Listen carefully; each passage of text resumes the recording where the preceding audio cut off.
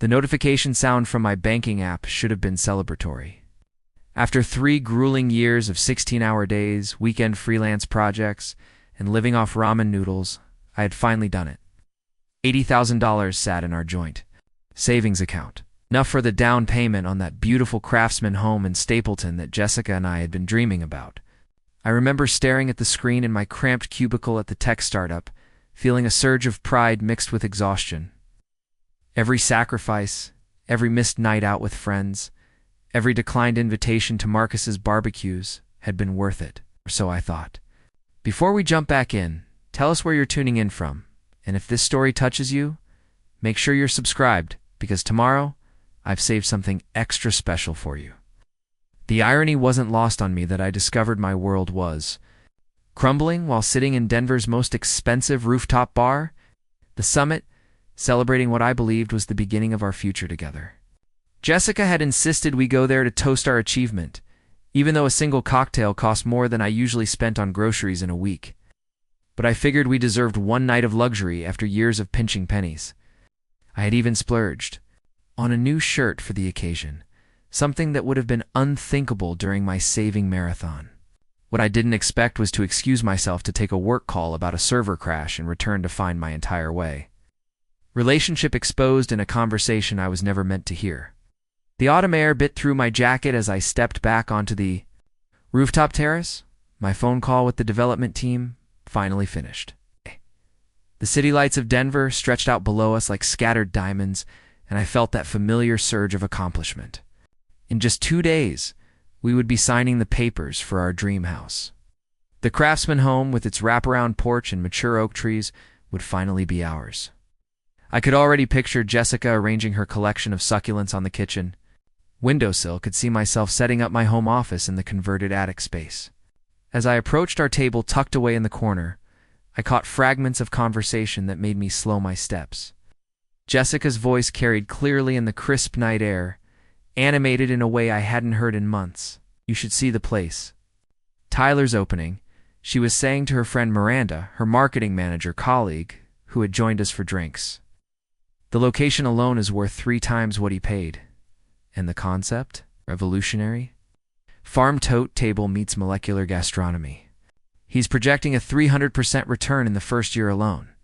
I paused behind a large planter, not intentionally eavesdropping, but suddenly curious. Jessica rarely showed this much enthusiasm about anything lately, especially not restaurant investments. Her voice had taken on that breathy, excited quality she used to reserve for talking about our future plans. That sounds incredible, Miranda responded. Oh. But investments like that must require serious capital. Jessica laughed, a sound that sent an unexpected chill down my spine. That's the beautiful part. I found the perfect investor who didn't even realize he was investing. My blood turned cold. Something in her tone, a smugness I'd never heard before, made me stay hidden behind the decorative foliage. Jessica, you didn't, Miranda said, her voice dropping to a whisper. Oh, but I did. I could practically hear the smile in Jessica's voice. Ryan's been hoarding money like some kind of financial monk for 3 years. $80,000 just sitting there, earning pathetic interest for some boring suburban house fantasy.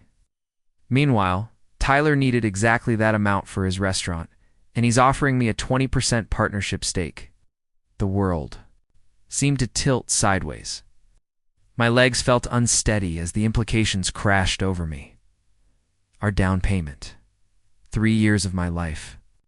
The money I had bled for, working 18-hour days, taking on every freelance project I could find, eating nothing. But discount groceries and generic brand, everything. But that's Ryan's money too, Miranda protested weakly. Isn't that for your house? Jessica's response hit me like a physical blow. Please. Ryan makes decent money now, but he has zero vision. He'd rather buy some cookie-cutter house in the suburbs and live the same mundane life as every other basic couple. Tyler, though. Tyler has ambition. He sees the bigger picture. When his restaurant chain takes off, that 20% will be worth millions. And Ryan doesn't know? Ryan doesn't need to know. Not yet, anyway. I transferred the money yesterday while he was pulling another all-nighter at the office. By the time he finds out, the restaurant will be such a success that he'll thank me for having the foresight to make a real investment in our future. I gripped the edge of the planter so hard, my knuckles went white. Yesterday, while I was debugging code until 3 in the morning, she had been systematically destroying everything I had worked for.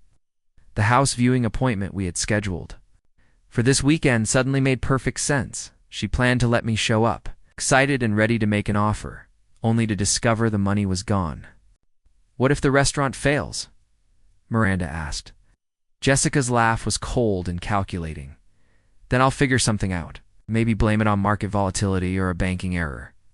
Ryan's so trusting, he'd probably believe me if I told him aliens stole it. The man has never questioned a single thing I've done in 4 years. The casual cruelty in her voice was like nothing I had ever heard from her before. This wasn't the woman who used to leave little notes in my laptop bag during my toughest coding sprints.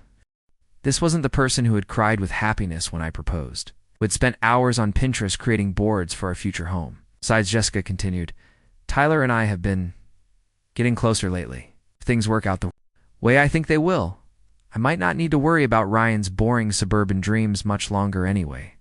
Miranda gasped softly. "Jessica, you're engaged.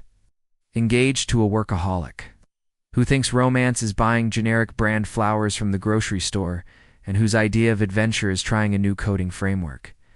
Tyler takes me to places like this without thinking twice about the cost. He sees my potential, appreciates my marketing insights, and sees me as someone to split mortgage payments with." I had heard enough. More than enough. Every word felt like a dagger twisting deeper into wounds I didn't even know I had. I stepped out from behind the planter, my footsteps deliberate and loud enough to announce my presence. Both women turned toward me. I watched Jessica's face transform through a series of expressions: surprise, fear, defiance, and finally, a calculated attempt at innocence. "Ryan," she exclaimed, her voice jumping an octave. "Long have you been standing there? Did your call go okay?" I looked at her carefully, studying the face I thought I knew better than my own. The perfectly applied makeup. The expensive dress I now realized she definitely couldn't afford on her salary. The jewelry I had assumed were good knockoffs, but were probably authentic gifts from Tyler. How long had I been blind to all of this? "Long enough," I said quietly. Miranda shifted uncomfortably in her seat, clearly wishing she could disappear. Jessica, however, doubled down with the kind of aggressive confidence I was learning was her true nature. "Long enough for what? Ryan, you look upset. What's wrong?" The audacity was breathtaking. Even caught red-handed, she was going to try to gaslight me into questioning what I had just heard with my own ears. $80,000, Jessica. Our down payment. 3 years of my life. Her facade cracked slightly, but she quickly reconstructed it. "I have no idea what you're talking about. Did something happen with the bank account?" I pulled out my phone and opened the banking app, though I already knew what I would find. The savings account that had shown $80,247.83. This afternoon now displayed a balance of $1,247.83. My hands were shaking as I held up the screen. Oh, this is what I'm talking about. "Yesterday, while I was working, you transferred nearly everything to Tyler's restaurant investment. Don't insult my intelligence by pretending otherwise." Jessica's expression hardened, the mask finally slipping completely. "Fine, yes, I moved the money. But it's an investment, Ryan. A good one. Tyler's restaurant is going to be incredibly successful, and will make far more than we ever would on some overpriced house." "We?" I repeated. "Or you and Tyler?" She had the grace to look slightly embarrassed, but her defiance remained. "Tyler appreciates my business acumen. He values my input. When was the last time you asked for my opinion on anything financial? You just assumed I'd be thrilled to spend my life in suburban mediocrity." That money represented 3 years of my life, Jessica. 3 years of 60-hour weeks of living like a college student, of sacrificing everything for our future. Our future. "Don't be so dramatic," she snapped. "You act like I stole your life savings. It's an investment, a smart one." Did Tyler ask you to invest our money, or did you offer? She hesitated for just a moment too long. I offered. I saw an opportunity and took it. Someone in this relationship needs to have vision. The pieces fell into place with sickening clarity. She had volunteered our money to impress Tyler, to buy herself a place in his life and his business. I was just the convenient bank account that made it possible. Preparing and narrating this story took us a lot of time, so if you are enjoying it, subscribe to our channel. It means a lot to us. Now back to the story. In the house, the plans we made, the viewing appointment this weekend? Jessica shrugged with a casualness that took my breath away. Plans change, Ryan. Successful people adapt. I stared at her, this stranger wearing my fiancé's face, and felt something fundamental shift inside me. The anger was there, burning hot and bright, but underneath it was something else. Clarity. For the first time in months, maybe years, I was seeing Jessica clearly. You're right, I said quietly. Plans do change. I reached into my pocket and pulled out the small velvet box I had been carrying around for weeks, waiting for the perfect moment after we signed the house papers to surprise her. With the wedding band that matched her engagement ring, I set it gently on the table between us. What's that? She asked, though her voice suggested she already knew. Your wedding band. I was going to surprise you this weekend after we bought the house, but since we're adapting to new plans, I gestured toward the box. Consider this my adaptation. Jessica's eyes widened as the implications hit her. Ryan, don't be ridiculous. You're upset. I get it, but we can work through this. Couples have disagreements about money all the time. Disagreements? I stood up, my voice remaining calm despite the storm raging inside me. Jessica, you stole $80,000 and gave it to your boyfriend. This isn't a disagreement. This is betrayal. He's not my boyfriend, she protested, but her voice lacked conviction. Yet I said, that was the word you used. Not yet. Miranda had been silent throughout this exchange, but now she cleared her throat awkwardly. Maybe I should go. Actually, I said, pulling out my wallet and laying down enough cash to cover our drinks and a generous tip. Enjoy your celebration of Tyler's restaurant? I hope it's everything you dreamed it would be. Jessica grabbed my wrist as I turned to go. Ryan, please, don't throw away for years over money. We can get it back. If the restaurant doesn't work out, we can get it back. I looked down at her hand on my arm, then back at her face. It's not about the money, Jessica. It's about the fact that you were willing to destroy our future for someone else's dream. It's about the fact that you've apparently been planning your exit strategy while I've been planning our wedding. It's not, I never said I was leaving you. You didn't have to. Stay. Everything about tonight, about the past few months, suddenly makes sense. The distance, the criticism, the way you've been looking at me like I'm some kind of disappointment. You checked out of this relationship a long time ago. You just kept me around to fund your transition to something better. She released my wrist, her expression cycling between anger and panic. Fine. If you want to be dramatic and throw a tantrum over an investment opportunity, go ahead. But don't come crawling back when you realize you gave up the best thing that ever happened. To you, the best thing that ever happened to me. I almost laughed at the irony.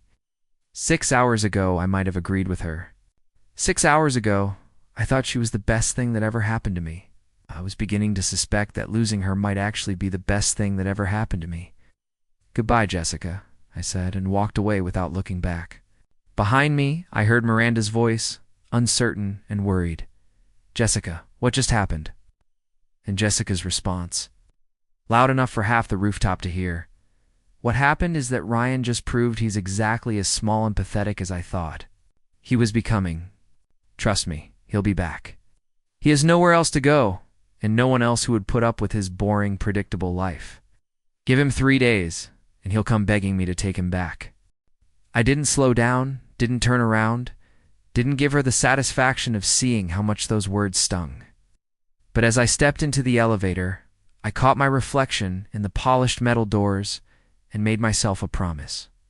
Jessica was wrong about a lot of things, but she was especially wrong about me coming back. Some bridges once burned were never meant to be rebuilt. The drive back to our loft in Lodoo felt like navigating through a dream where everything familiar had been shifted slightly askew. The building's brick facade looked the same, The industrial windows still gleamed under the streetlights, but crossing the threshold into our shared space felt like entering foreign territory. Everything carried Jessica's presence. Her yoga mat still sprawled across the hardwood floor from her morning routine, her collection of designer coffee mugs cluttering the kitchen counter, her laptop open on the dining table with Tyler's restaurant's Instagram page still displayed on the screen. I stood in the doorway for a long moment, keys dangling from my fingers, trying to process the fact that this space no longer represented home. It represented for years of building something with someone who had been systematically dismantling it while I wasn't looking. The exposed brick walls that we had admired together during apartment hunting now felt cold and impersonal. The floor-to-ceiling windows that had sold us on the place suddenly seemed like glass cages. My phone buzzed with a text from Jessica. "Ryan, please don't do anything rash. We can talk about this like adults when you've calmed down." The casual dismissiveness in her message, treating my devastation like a child's tantrum, confirmed everything I needed to know about how little she understood what she had done. I blocked her number without responding. The next message came from an unknown number 20 minutes later. "It's Jessica, using Miranda's phone. You're being ridiculous. The money is safe. It's just invested differently. Come back to the bar, and we'll figure this out." Block. Another unknown number, an hour later. "This is getting embarrassing, Ryan. People are asking where you went. Stop making a scene and come back." Block. By midnight, she had tried reaching me from 5 different numbers, each message revealing more of her true nature. The woman who used to leave encouraging notes in my lunch bag when I was stressed about work deadlines was now calling me pathetic and financially illiterate via text message. The person who had once claimed my stability was one of the things she loved most about me was now mocking that same stability as boring predictability. I spent that first night on the couch, able to face our bedroom with its carefully selected furniture and the engagement photos scattered across the dresser. Sleep came in fragments between waves of disbelief and rage. Every time I started to drift off, my mind would circle back to the casual cruelty in her voice as she described my trust as stupidity, my hard work as hoarding, my dreams as basic and uninspired. The next morning brought a harsh reality check. I had been so focused on saving every penny for the house that I had neglected to establish any financial independence from Jessica. Our joint checking account, which I had stupidly trusted her to manage, showed a series of transfers I had never authorized. Not just the devastating withdrawal for Tyler's restaurant, but months of smaller transfers to accounts I didn't recognize. Money for her expensive dinners, her designer clothes, her weekend trips that she had claimed were work conferences. I had been funding her relationship with Tyler without even knowing it. Sitting at the kitchen table with my laptop open and bank statements spread across the surface, I began the tedious process of untangling for years of financially intertwined life. The checking account would need to be closed and a new one opened. The utilities, the insurance, the subscriptions we shared, everything needed to be separated. The lease on the loft was in both our names, but with the down payment money gone, couldn't afford to carry the rent alone, and I certainly couldn't trust Jessica to contribute her share. My phone rang as I was transferring the remaining funds to a new account I had opened online.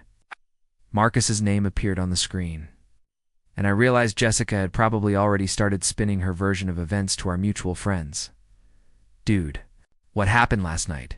Marcus asked without preamble. "Jessica called Emma at like 2 in the morning, crying about you having some kind of breakdown and abandoning her at the summit."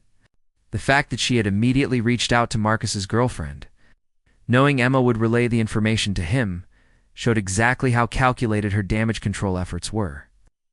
She wasn't calling our friends because she was heartbroken. She was calling them because she needed to control the narrative before I could tell anyone what had really happened. "Did she mention the $80,000 she gave to Tyler?" I asked. The silence on the other end stretched long enough that I could practically hear Marcus processing this information. "What $80,000? He finally asked. "Our house down payment? 3 years of savings.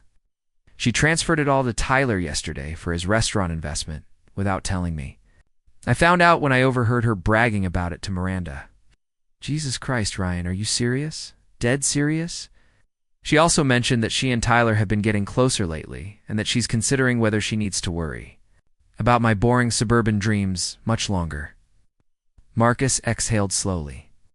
Okay, so Jessica's call to Emma makes a lot more sense now. She said you were being irrational and jealous about her making a smart business decision. She made it sound like you were threatened by her financial independence. Financial independence? The irony was so thick I almost laughed. She used my money to buy herself a stake in her boyfriend's business. That's not independence, that's theft. Boyfriend. Tyler, the guy she's been seeing behind my back, is the one she gave our money to. Ryan, I had no idea. Emma's going to feel terrible when I tell her. Jessica made it sound like you had some kind of jealous breakdown over her making an investment decision without consulting you first. I appreciated Marcus's automatic support, but I could hear the doubt in his voice. He was trying to reconcile the Jessica he thought he knew with the person I was describing. I understood that doubt because I had been living with the same cognitive dissonance for months, making excuses for behavior that I couldn't quite explain. I'm moving out, I told him. I can't stay here, and I can't trust her not to cause more financial damage if I stick around. Do you know anyone who needs a roommate or have any leads on short-term rentals? Actually, yeah. My buddy Dave just bought a warehouse conversion in Reno that he's been trying to rent out. It's a loft space. Pretty raw, but decent. He'd probably give you a good deal, especially if you're looking to move in quickly. Within hours. I was standing in an industrial space that couldn't have been more different from the polished loft I shared with Jessica. Exposed ductwork ran along the ceiling. The concrete floors bore the scars of decades of warehouse use, and the windows were tall and narrow, casting long shadows across the empty space. But it was mine. No shared history, no carefully curated design choices that reflected someone else's taste, no reminders of plans that had been built on lies. Dave turned out to be exactly the kind of straightforward person I needed to deal with. Former military, now working in construction. He took my situation at face value and didn't ask probing questions about why I needed to move immediately. The rent was reasonable. The lease was month to month. And he didn't require the kind of extensive background checks and references that would have delayed the process. Place comes furnished with the basics, Dave explained, as we walked through the space. Bed, couch, kitchen table, desk. Nothing fancy, but it's clean and functional. There's a gym on the ground floor of the building, in your walking distance to all the good coffee shops and restaurants in the neighborhood. It was perfect in its imperfection. No pretense, no carefully staged lifestyle, just space to exist and rebuild. I spent the weekend moving my belongings out of the loft while Jessica bombarded me with increasingly desperate and angry messages from a rotating series of phone numbers. She tried every approach: guilt, anger, threats, promises, gaslighting, and finally, what appeared to be genuine panic when she realized I was actually leaving. Ryan, please don't make any permanent decisions while you're upset. Read one message. I know you're hurt, but we can work through this. The moving truck is outside our building. Are you seriously going to throw away for years over a disagreement? Read another. Tyler's restaurant is going to be incredibly successful. In 6 months, you'll be thanking me for having the vision to invest in our future, came a third. The cognitive dissonance in her messages was startling. She seemed genuinely unable to understand that giving away my life savings to fund her relationship with another man was not a disagreement or a vision for our future. In her mind, I was being irrational and stubborn. In reality, I was finally seeing clearly. The most revealing message came Sunday evening. After I had finished moving, fine, if you want to be petty and vindictive, go ahead. But when you're lonely and miserable in whatever sad little place you're renting, remember that you chose this. You could have had everything with me, but you were too small and insecure to handle being with someone who thinks bigger than you do. I stared at that message for a long time, marveling at her ability to reframe her betrayal as my inadequacy.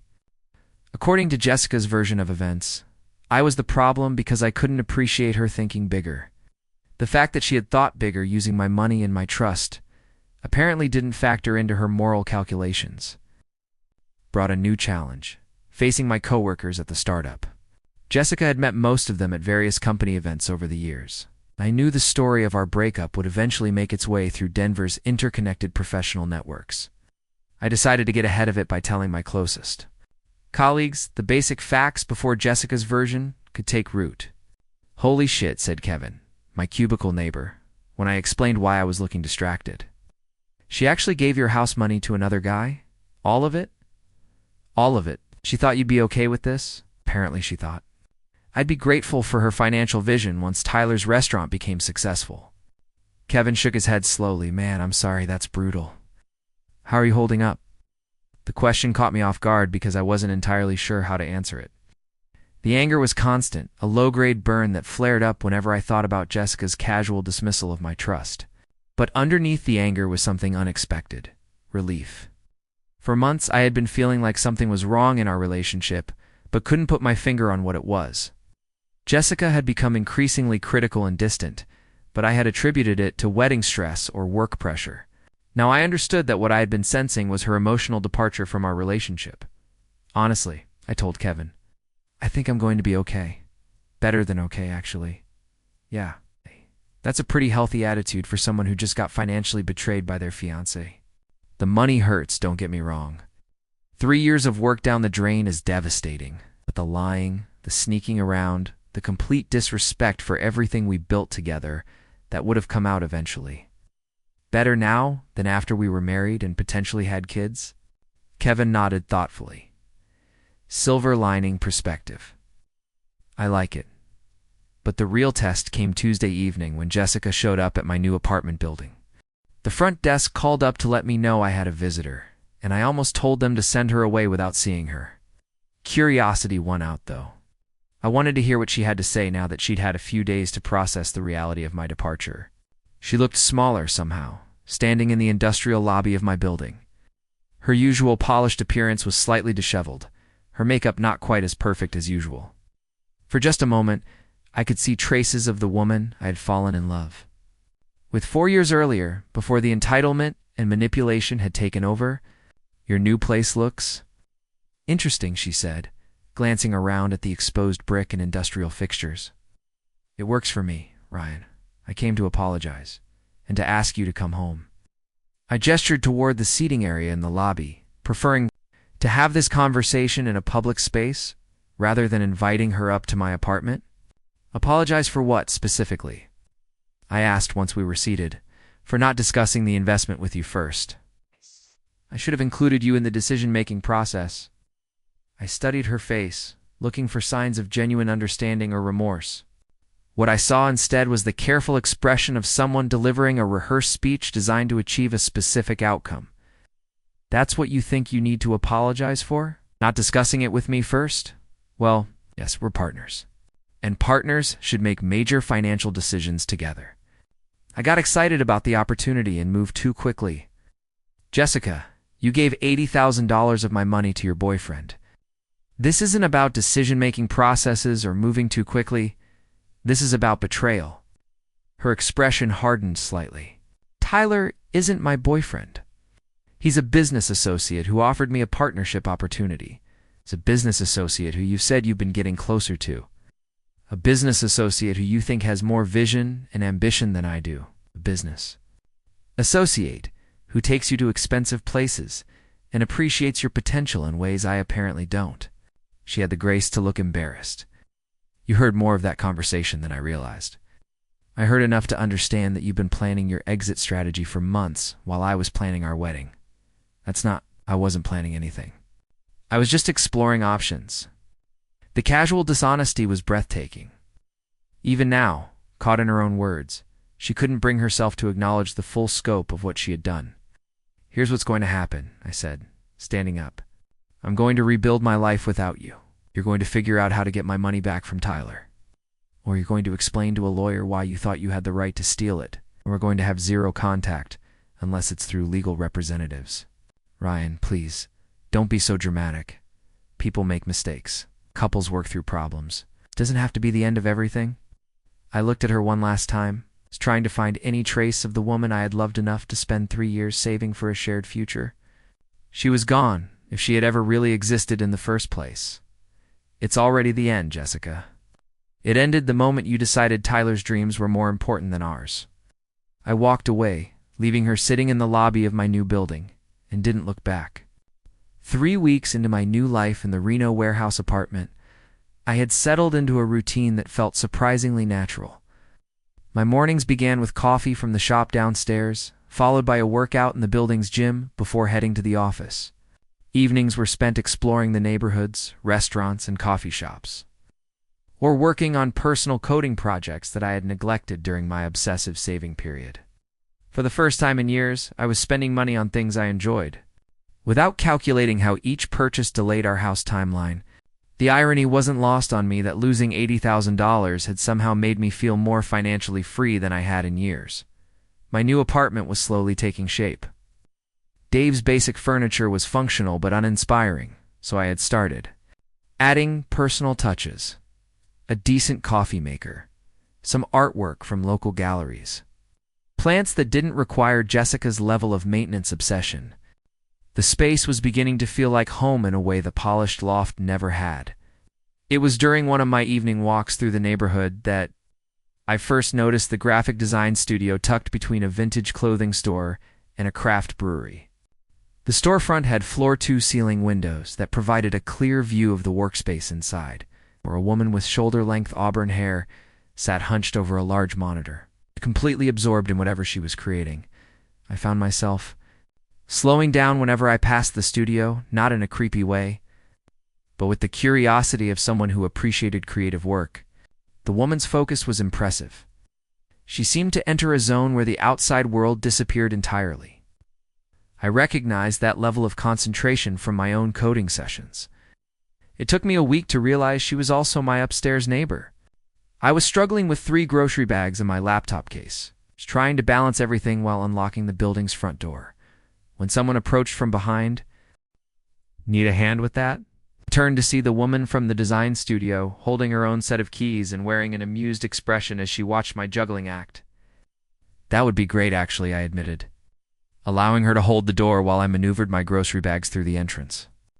"Amanda," she said, extending her hand once we were both inside the lobby. "Ryan, I think we're neighbors. I live in 4B. 4A, she confirmed. "I saw you moving in a few weeks ago, but didn't want to intrude." Random neighbors bothering you. Shared the elevator ride to the 4th floor, and I found myself appreciating her directness. 8. No probing questions about why I had moved in alone. No attempts to extract personal information under the guise of neighborly concern. "That's your studio in the ground floor of the building across the street, isn't it?" I asked as the elevator climbed. "Guilty. You've seen me hunched over my computer at ungodly hours, haven't you? A few times during my evening walks." A software engineer, so I recognized the signs of someone deep in creative flow. "Ah, a fellow screen starer. What kind of software?" "Back-end development for a fintech startup? Not nearly as visually interesting as graphic design?" Amanda laughed. "Trust me, watching someone debug CSS is just as thrilling as watching someone optimize database queries." There was something refreshing about her humor. No pretense, no attempt to impress. Just genuine conversation between 2 professionals who understood each other's work rhythms. The elevator reached our floor, and we paused in the hallway between our doors. "Well, if you ever need design work for any personal projects, I'm right next door," Amanda offered. "And if you ever want to grab coffee from the shop downstairs, I'm usually there around 8 in the morning before I open the studio." "I might take you up on both of those offers," I said, and meant it. Over the following days, our coffee meetings became a pleasant routine. Amanda was easy to talk to in a way that felt effortless after years of navigating Jessica's emotional landmines. She asked thoughtful questions about my work and shared stories about her clients that were funny without being mean-spirited. She had moved to Denver from Portland 2 years earlier to start her own studio after working for a large agency that had burned her out with unrealistic deadlines and difficult clients. Over our 3rd coffee meeting, I'd been part of a team for so long that I wasn't sure I could handle all aspects of running a business on my own. But it turned out I was more capable than I gave myself credit for. I understood that feeling completely. Living alone for the first time in years Making decisions without having to consider someone else's preferences or opinions had been both liberating and initially overwhelming. "Do you miss the security of a regular paycheck?" I asked. "Sometimes, especially during slow months of management. When I work with clients now, I'm working directly with the people who actually care about the outcome." Our conversations naturally evolved beyond work topics. Amanda was well-read, had thoughtful opinions about movies and books, shared my appreciation for exploring the city on foot. She had grown up in a small town in Colorado and retained a genuine appreciation for both urban culture and outdoor activities that felt. It was during our fourth coffee meeting that she asked about my previous living situation. "You don't have to answer if it's too personal," she prefaced, "but did you move here from another part of Denver?" "I'm trying to figure out if I should feel guilty about not knowing the neighborhood better after 2 years. I appreciated her directness and the easy out she provided if I didn't want to discuss it. "I moved here from Loudoun after my engagement ended," I said. "Needed a fresh start in a space that didn't carry any shared history." Amanda nodded without pressing for details. "Yeah, I'm learning that." The apartment hunting process was actually kind of exciting once I got over the initial shock of having to do it. "What kind of shock, if you don't mind me asking?" I found myself wanting to tell her the truth, not because I needed sympathy or validation, but because her straightforward communication style made me feel like honesty would be appreciated rather than judged. "My fiancé gave our house down payment to another guy for his restaurant investment. $80,000 without telling me. I found out when I overheard her bragging about it to a friend." Amanda's coffee cup stopped halfway to her lips. "She did what?" "Transferred 3 years of my savings to fund her boyfriend's business venture. Apparently my vision for our future was too small and boring." "Please tell me you're pursuing legal action." "My lawyer is working on it, but recovery is complicated since she was an authorized user on the account. The criminal case is more straightforward, but even that will take months to resolve." Amanda shook her head slowly. "Can't imagine the level of betrayal you must have felt. How are you processing all of this?" It was a thoughtful question, the kind that showed she was actually listening rather than just waiting for her turn. "To speak honestly, I think I'm doing better than I expected.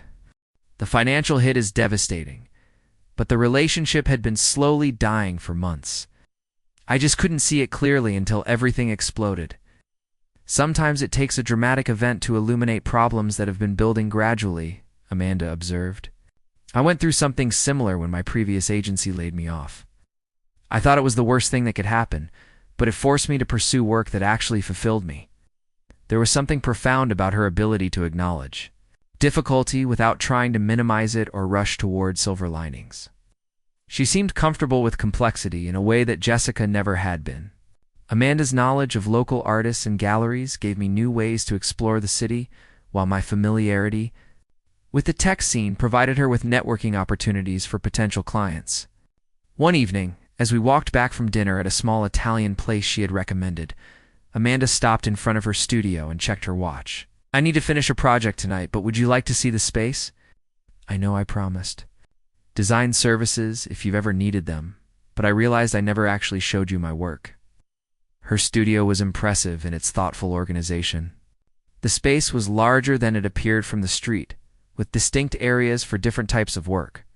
A consultation area with comfortable seating, a production area with high-end monitors and design equipment, and a presentation space where she could display finished projects for client reviews. "This is amazing," I said, genuinely impressed. "You've created something really special here. Thanks. It took me almost a year to get the layout right, but now it feels like everything has its place." She walked me through several recent projects: branding for a local bakery, packaging design for a small cosmetics company, and a complete visual identity system for a nonprofit focused on urban gardening. Her work was sophisticated and thoughtful, with a level of attention to detail that reminded me of well-written code. "That nonprofit project was particularly meaningful," she explained, pointing to a series of posters and brochures. "They were working with a tiny budget, but their mission really resonated with me. Sometimes the most rewarding projects aren't the most profitable ones." I found myself thinking about Jessica's dismissal of my values as small and boring. Here was someone who understood that meaning and financial success weren't mutually exclusive. but that meaning should be part of the equation. Do you ever take on projects that you know won't be profitable, but align with your values? I asked. All the time. Pro bono work for organizations I believe in, reduced rates for small businesses that are just starting out, extra time on projects. When I think the outcome matters more than the timeline, I learned early in my freelance career that if I only took work based on immediate financial return, I'd end up hating what I do. It was a perspective that felt both familiar and revolutionary. After years of living with someone who measured every decision primarily by its financial impact, Amanda pulled up a folder on her computer labeled Personal Projects and showed me designs she had created purely for her own creative satisfaction. Concert posters for bands she liked, redesigned book covers for novels she loved, experimental typography projects that pushed her technical skills. This is what keeps the work interesting, she explained, having space to experiment and create without client constraints or commercial pressures. Do you miss collaborating with other designers, though? Working alone can be isolating. Sometimes, but I've found ways to build collaboration into my work. I partner with other freelancers on larger projects, participate in design meets, and maintain friendships with former colleagues. The isolation was harder at first, but I learned to distinguish between being alone and being lonely. It was a distinction I was learning to appreciate in my own life. Living alone after 4 years of constant companionship had initially felt like punishment, but I was discovering the difference between solitude and loneliness. Solitude could be peaceful and productive. Loneliness was what I had felt during the last months with Jessica, surrounded by someone who had stopped seeing me clearly. As Amanda walked me through more of her work, I found myself genuinely impressed. By her business acumen, she had built something sustainable and meaningful, balancing creative fulfillment with financial responsibility in a way that seemed both practical and principled. Would you be interested in working together on something? I asked impulsively. What kind of something? I've been thinking about developing a personal finance app, something that helps people track saving goals and visualize progress toward major purchases. After everything that happened with my house savings, I've been thinking a lot about how people can protect themselves financially in relationships. Amanda's eyes lit up with interest. It sounds like it could be really valuable and timely given what you've been through.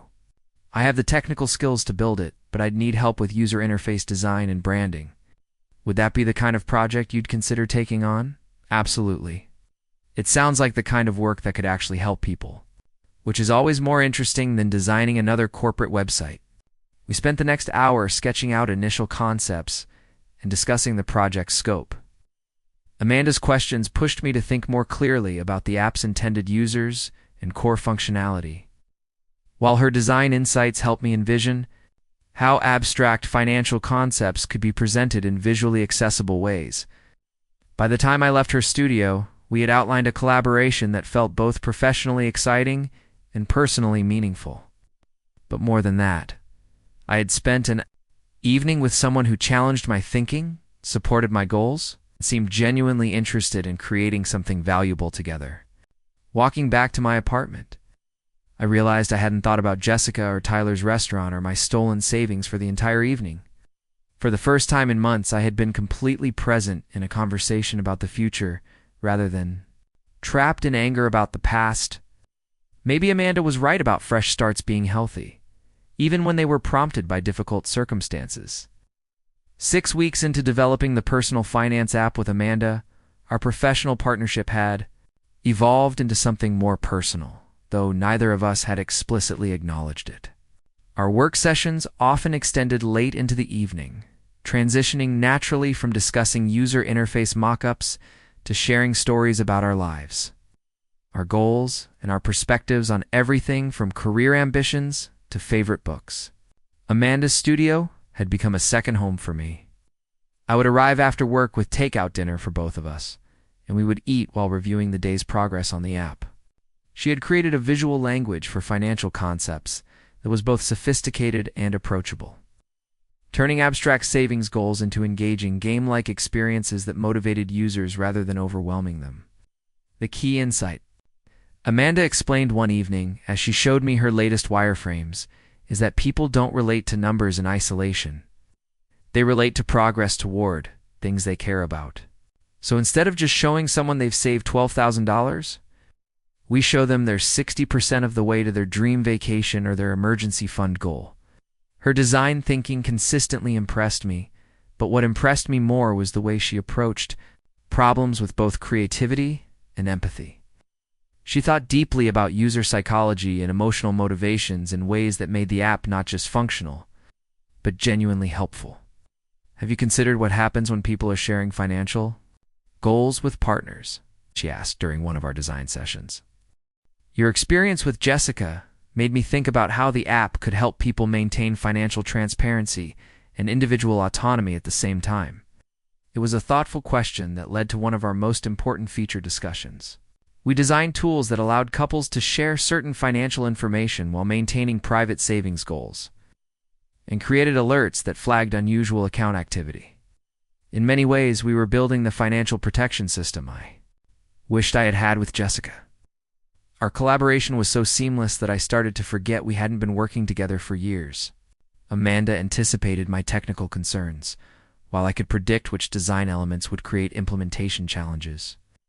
We developed a shorthand for communicating complex ideas and a rhythm for making decisions that felt effortless. It was during one of these late-night work sessions that Jessica found us, debating the visual hierarchy of the app's dashboard, when the studio's front door chimed. I looked up to see a familiar figure silhouetted in the doorway, and my stomach dropped. "This is cozy," Jessica said, stepping into the studio with the kind of aggressive confidence she wielded when she felt threatened. "If you need design services, you can email me to schedule a consultation." "I'm not here for design services," Jessica replied, her gaze fixed on me. "I'm here to talk to my fiancée." Shh. I stood up from my chair, instinctively positioning myself between Jessica and Amanda. I haven't been hiding from anyone. Jessica's expression shifted to the wounded innocence she had perfected over the years. "Ryan, that money was invested, not stolen. Tyler's restaurant. It's already showing incredible promise. The opening night was featured in 3 different food blogs." "Congratulations," I said flatly. "I hope you're very happy together." "Together?" Jessica laughed, but I could hear the strain in it. "Ryan, Tyler, and I are business partners." Amanda, who had been quietly observing this exchange, finally spoke up. Jessica turned her attention to Amanda for the first time, really looking at her. "And you are Amanda?" "I'm Ryan's friend and business partner." "Business partner," Jessica repeated, as if testing the words. Ow. "Convenient. Ryan moves out of our home and immediately finds a new business partner who just happens to be an attractive woman." "Our home?" I interjected. "Jessica, you destroyed. There is no our anything anymore." "I didn't steal anything," she snapped, her composed facade finally cracking. "That money was in a joint account. I had every legal right to access it." "You had legal access," Amanda said quietly. "But did you have moral authority to use someone else's life savings for your personal benefit?" Jessica's eyes flashed with anger. "I don't need to justify my financial decisions to some random woman who's clearly trying to insert herself into a situation she doesn't understand." "Actually," I said, my voice remaining calm despite the fury building inside me, "Amanda understands the situation perfectly. She understands that trustworthy people don't secretly transfer their partner's money to someone they're romantically involved with." "I am not romantically involved with Tyler," Jessica protested, but her voice lacked conviction. "Then why did you give him $80,000? "Because I believe in his vision. Because I wanted to invest in something that would actually grow, instead of just sitting in an account, earning minimal interest." "You wanted to impress him," I said, with sudden clarity. "You wanted to buy your way into his life and his business because you thought it would make you seem sophisticated and adventurous." Jessica's face flushed red. "That's not. You don't know what you're talking about. I know that you used my trust and my money to fund your transition to a new relationship. You're being paranoid and vindictive," Jessica said, but her voice was getting higher and more strained. "Tyler and I are friends, business associates. Just because you can't handle me having male friends doesn't mean I'm cheating on you." Amanda had been listening to this exchange with growing disbelief. "Wait," she said, "you're still calling?" Do you hear how contradictory that sounds? This doesn't concern you, Jessica snapped. Actually, it does concern me, Amanda replied evenly. Ryan is my friend, and I don't like watching people manipulate and gaslight him. Jessica turned back to me with desperation creeping into her voice. Ryan, please, can we talk privately, without an audience? Amanda's not an audience, I said. She's someone who's been honest with me from the day we met. She's shown me what it feels like to work with someone who actually respects my ideas and values my contributions. Work with, Jessica repeated mockingly. Is that what we're calling it? Yes, that's what we're calling it. Because unlike some people, Amanda and I are actually building something together, instead of one person secretly dismantling what the other person built. Jessica's composure finally shattered completely. Fine, you want to know the truth? Tyler is twice the man you'll ever be. He has vision, ambition, and the courage to take risks. He sees opportunities where you see problems. He appreciates my mind and my potential instead of just expecting me to be grateful for your boring stability. The words hung in the air like toxic smoke. After months of wondering, I finally had the complete truth. And there it is, I said quietly. Was that so hard to admit? Jessica seemed to realize she had gone too far. Ryan, I didn't mean. Yes, you did. You meant every word of it. Tyler is your upgrade from me, and my savings account was your ticket to impress him. That's not how it happened, Jessica said weakly. But her protest sounded hollow even to her own ears. Amanda stepped forward slightly, her voice calm but firm. I think you should leave now. Ryan has made it clear that he doesn't want to continue this conversation, and you're trespassing in my studio. Jessica looked between Amanda and me, her expression cycling through anger, desperation, and something that might have been genuine panic. Ryan, you're making a huge mistake. Tyler's restaurant is going to be incredibly successful, when it is. You'll realize that I was looking out for our future. Our future ended the moment you chose Tyler's dreams over mine, I said. And for the record, I hope his restaurant fails spectacularly. The cruelty in my voice surprised even me, but I didn't take it back. Months of suppressed anger and betrayal were finally finding their outlet. Jessica's eyes filled with tears, though I couldn't tell if they were genuine or performative. You used to be kind, Ryan. You used to be the type of person who wanted good things for people, even when they hurt you. I used to be the type of person who trusted the woman I loved not to steal from me, I replied. People change when they're betrayed. She stood there for another moment, looking smaller and more defeated than I had ever seen her. Then she straightened her shoulders and pulled out her phone. Tyler, she said into the device, her voice taking on a bright, artificial quality. Hey, I'm finished here. Can you pick me up? She was calling him while standing in front of me, making sure I understood that he was her ride, her support system, her future. It was a final power play, one last attempt to make me feel like I was losing something valuable. Instead, I felt nothing but relief. Tyler arrived within minutes, which suggested he had been waiting nearby. Through the studio's large windows, I watched him get out of an expensive car and approach the front door. He was exactly what I had expected. Tall, confident, wearing the kind of casual clothes that cost more than most people's rent.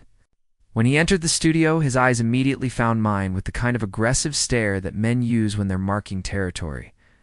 So you're Ryan, he said, his voice carrying the casual arrogance of someone who thought he had won something. And you're the guy who needed my money to start his restaurant, I replied. Tyler's confidence flickered for just a moment. Jessica invested in a business opportunity. It's not my fault you couldn't see the vision.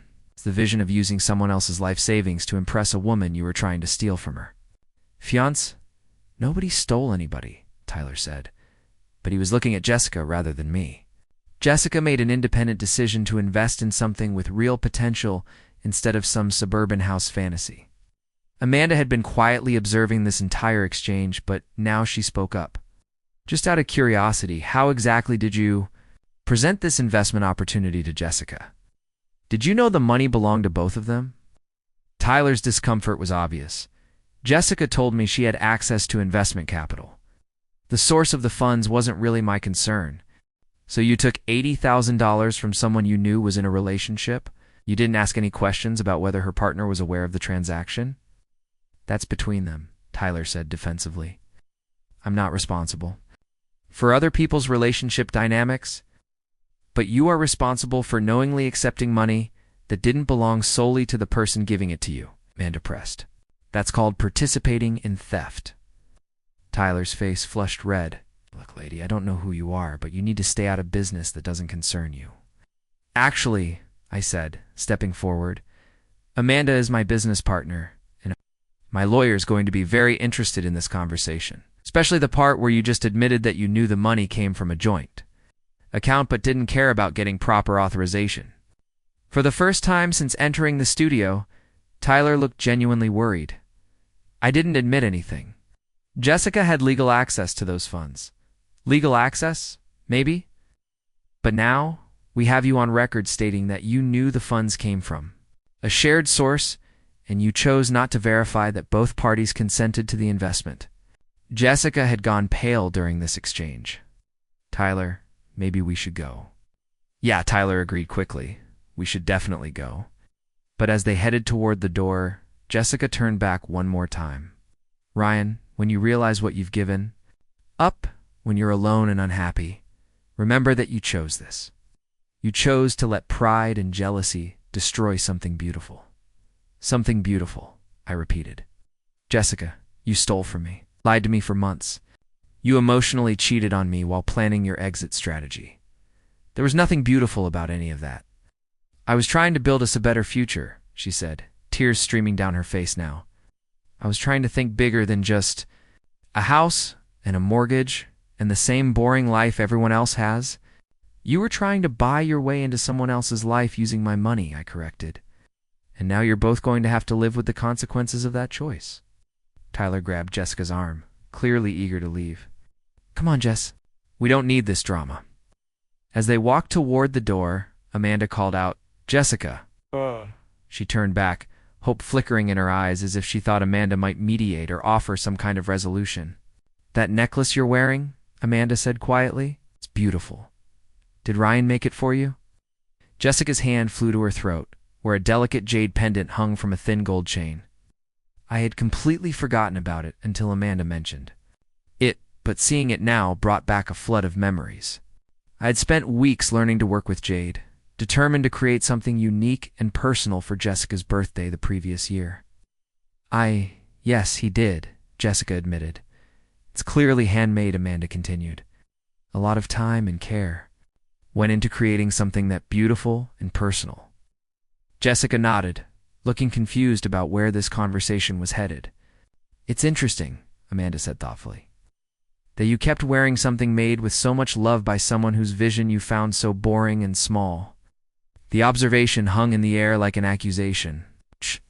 Jessica's face went through a series of expressions as she processed what Amanda had said. She looked down at the necklace, then back at me, then at Tyler, who was checking his phone with obvious impatience. It's just a necklace, Jessica said weakly. No, Amanda replied. Gently, it's not just a necklace.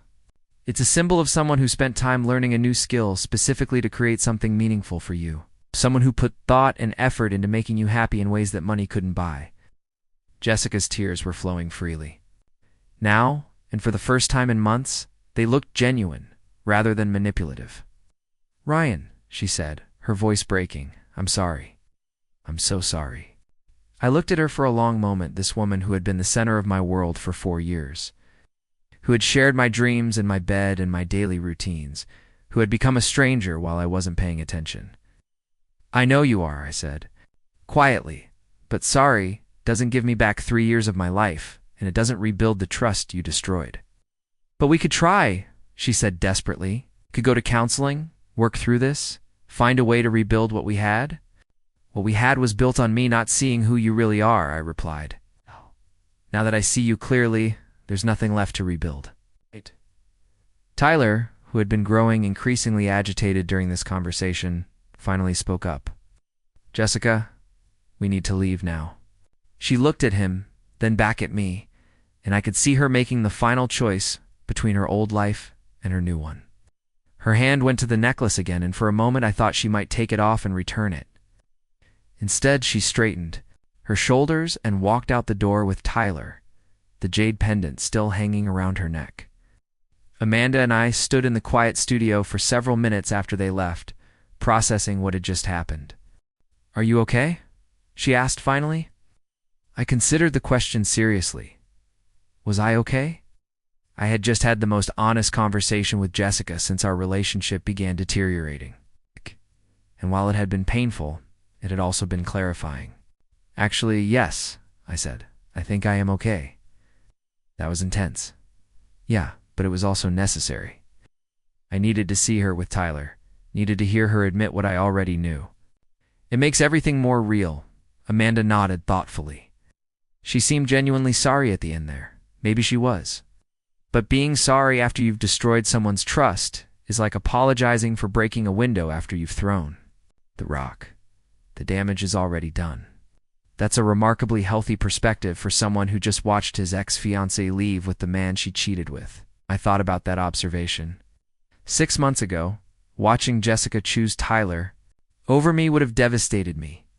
Tonight, it felt like watching the inevitable conclusion of a story I had already accepted. I think I said slowly that I stopped loving who Jessica had become before I even knew I was doing it. Tonight just confirmed what I already understood. On some level, what do you mean? The woman I fell in love with 4 years ago wouldn't have stolen from me? She wouldn't have lied for months while planning her exit strategy. She wouldn't have given my life savings to another man to impress him. Either Jessica changed completely, or I was never seeing her clearly in the first place, Amanda considered. Maybe both things can be true. Maybe she did change, but maybe you also saw what you wanted to see because you were in love.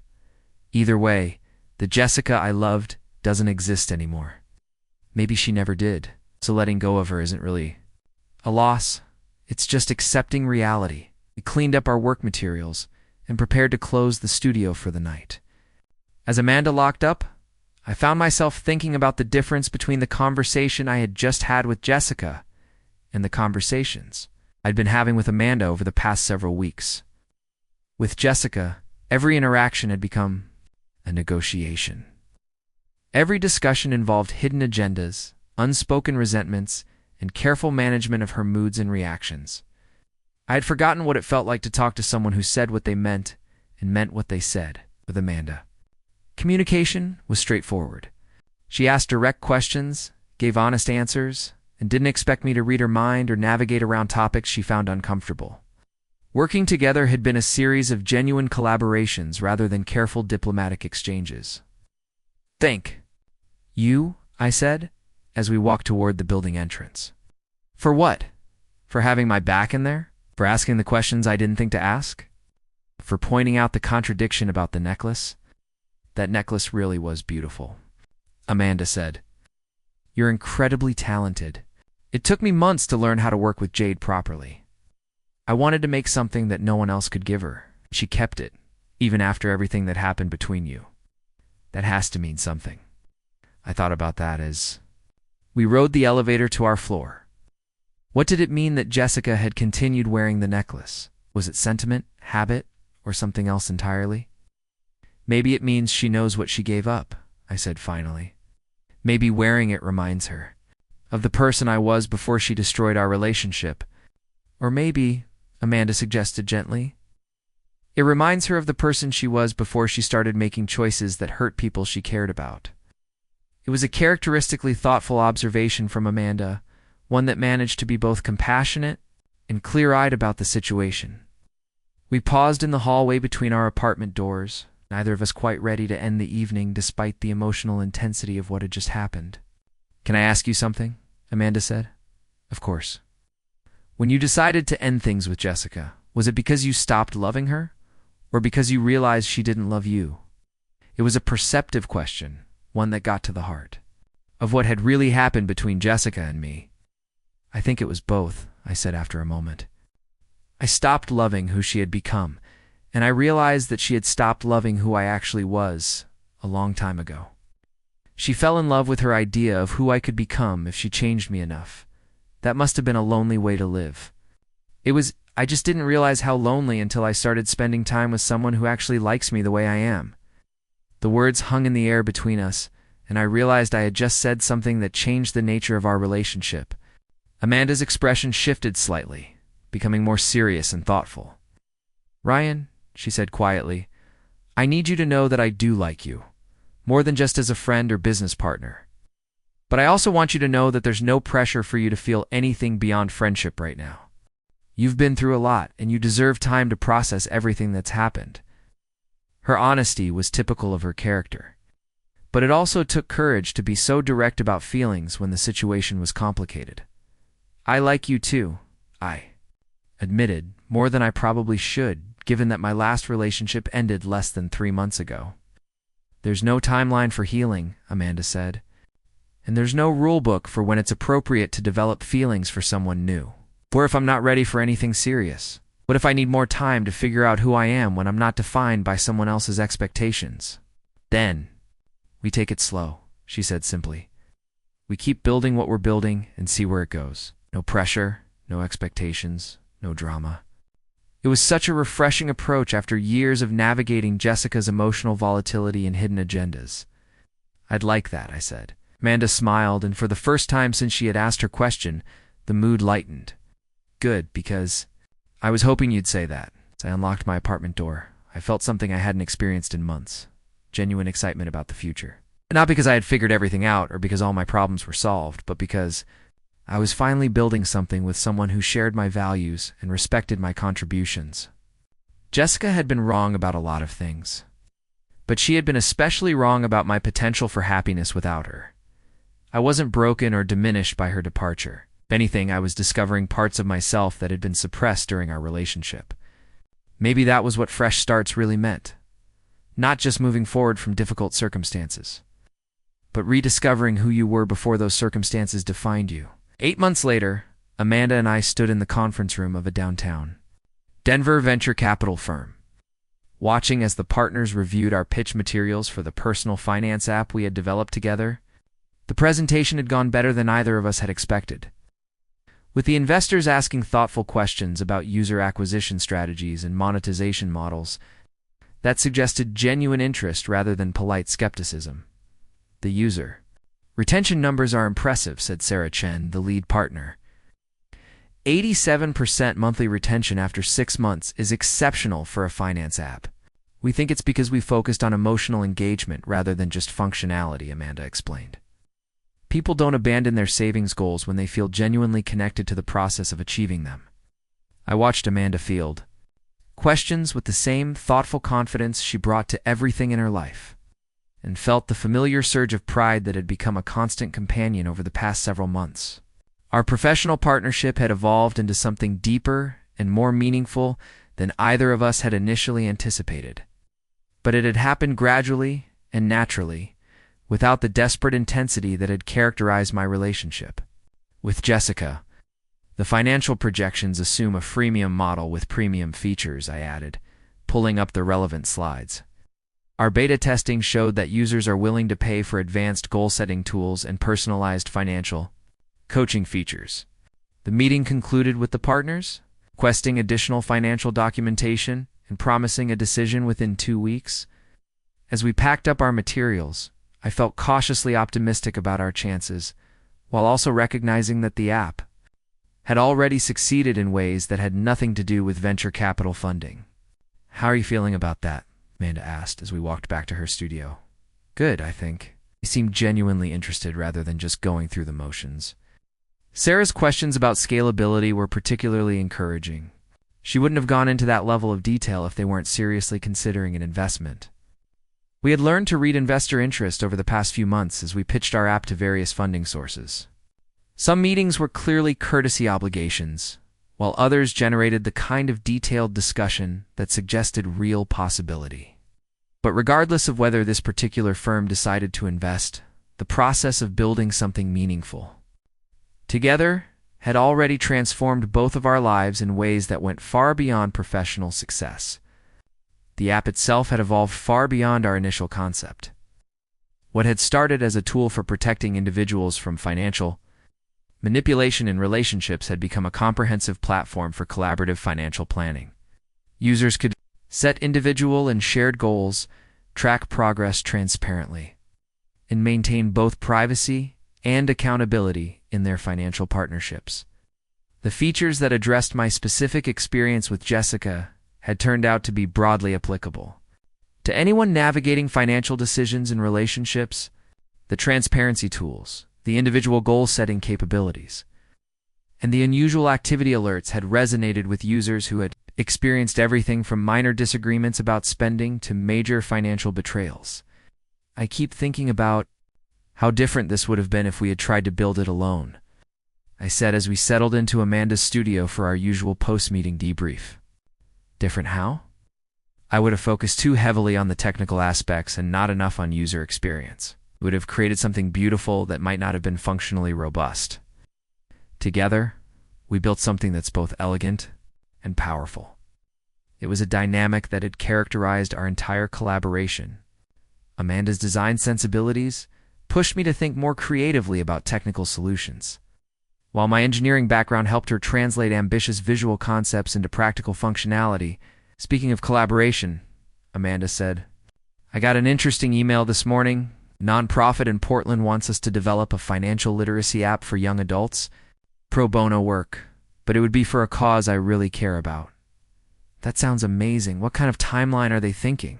6 months for initial development, with potential for ongoing partnership if the pilot program is successful?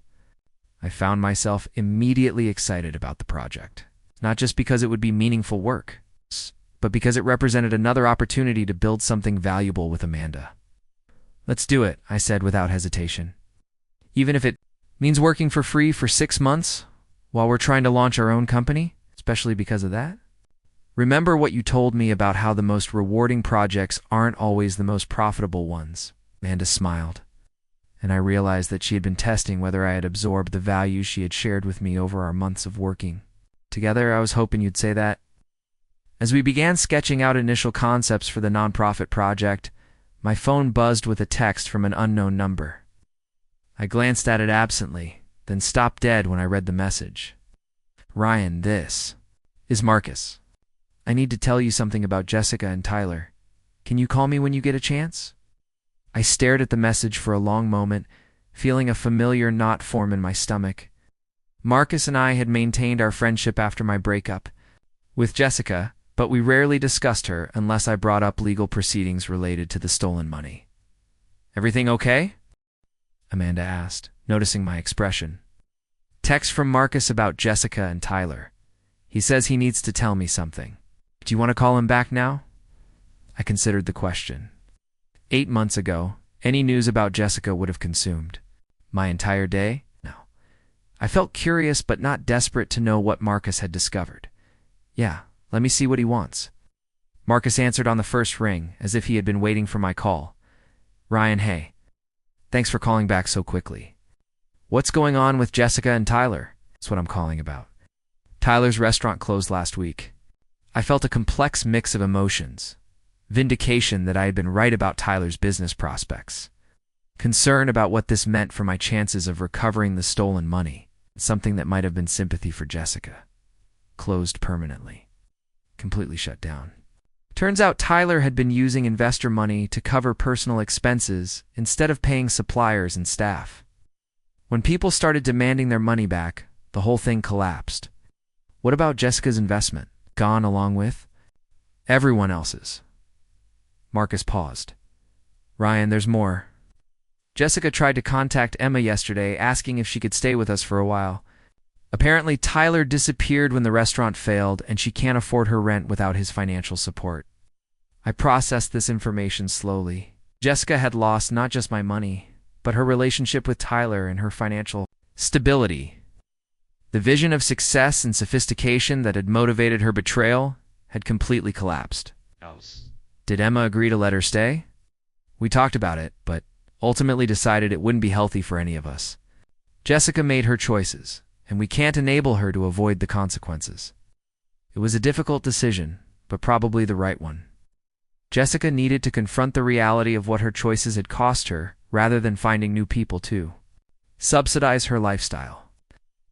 How did she seem when she contacted Emma? Desperate, scared, very different from the confident woman who used to lecture everyone about thinking bigger and taking risks. I found myself feeling genuinely sorry for Jessica, despite everything she had done to me. The woman who had been so certain that Tyler represented a better future than what we had built together was now facing the consequences of that certainty. Do you know where she's living now? I think she moved back in with her parents in Colorado Springs. Emma said she was crying during their conversation, talking about how she had made terrible mistakes and hurt everyone who had ever cared about her. It was the acknowledgement of responsibility that I had wanted to hear 8 months ago, but now it felt too late to matter. Jessica's regret couldn't rebuild the trust she had destroyed or undo the damage she had caused. Are you okay hearing all this? Marcus asked. I think so. It's sad, but it's not my responsibility to fix anymore. That's a healthy perspective. I learned it from someone who's been good for me. After I ended the call with Marcus, I sat quietly for a few minutes, processing what I had learned. Amanda waited patiently, not pushing me to share information I might not be ready to discuss. Tyler's restaurant failed, I said finally. Jessica lost everything and had to move back in with her parents. How are you feeling about that? Honestly, sad for her, but not responsible for her. Does that make sense? Perfect sense. You can feel compassion for someone suffering without feeling obligated to rescue them from consequences they created. It was exactly the response I needed to hear. Amanda had a gift for acknowledging emotional complexity without trying to resolve it prematurely. I keep thinking about the person Jessica was when we first started dating, I said.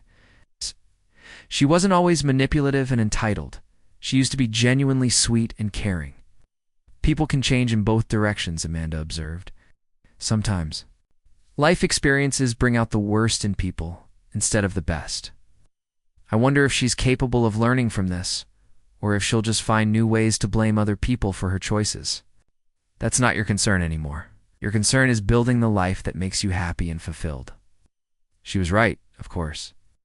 Jessica's journey towards self-awareness or continued self-deception was no longer my responsibility. I had spent for years trying to help her become her best self, only to discover that her best self didn't include honesty, loyalty, or respect for my contributions to our relationship. Can I tell you something? I said, always. 8 months ago, hearing that Jessica's life had fallen apart would have made me want to reach out to her. I would have felt guilty for not trying to help, even after everything she did to me. And now I feel sad that she's suffering. But I also feel grateful that it's not my problem anymore. Is that terrible? It's healthy, Amanda said firmly. Feeling responsible for the well-being of someone who betrayed your trust isn't noble. It's codependent. I thought about the difference between my relationship with Jessica and my relationship with Amanda. With Jessica, I had constantly tried to anticipate her needs and manage her emotions, walking on eggshells to avoid triggering her anger or disappointment. With Amanda, I could be direct about my thoughts and feelings without worrying about managing her reactions. I think, I said slowly, that losing Jessica taught me what I actually need in a relationship. What do you need? It's honesty, respect, someone who sees my strengths instead of constantly pointing out my limitations. Someone who builds things. With me, instead of secretly tearing down what I've built. Amanda smiled. Those are reasonable requirements. And someone who doesn't think my values are boring or small, I added, looking directly at her. Your values aren't boring or small, she said seriously. Working hard, saving money, keeping your commitments, treating people with respect. Those are the foundations of a meaningful life. It was validation I hadn't realized I needed. Jessica's criticism of my character had been so constant and pervasive that I had started to question whether my approach to life was actually as limiting as she claimed. You know what I realized today? I said, what? I'm happier now than I was during the last year of my relationship with Jessica. Even with all the financial stress and legal complications, even with having to rebuild my life from scratch, I'm happier. Why do you think that is? Because I'm finally with someone who actually likes me. Not someone who's trying to change me into a different person, but someone who appreciates who I already am. Amanda's expression grew serious. Ryan, I need you to know that I don't just like you. I love you. I love your thoughtfulness, your integrity, your work ethic, and your kindness. I love the way you think about problems and the way you treat people. I love building things with you and planning for the future together." The words hung in the air between us, honest and direct in the way that characterized everything about Amanda. No games, no hidden agendas, no conditions or qualifications. "I love you too," I said, and meant it completely. It was a different kind of love than what I had felt for Jessica. Less desperate, less consuming, but deeper and more sustainable. Built on respect and shared values rather than attraction and wishful thinking.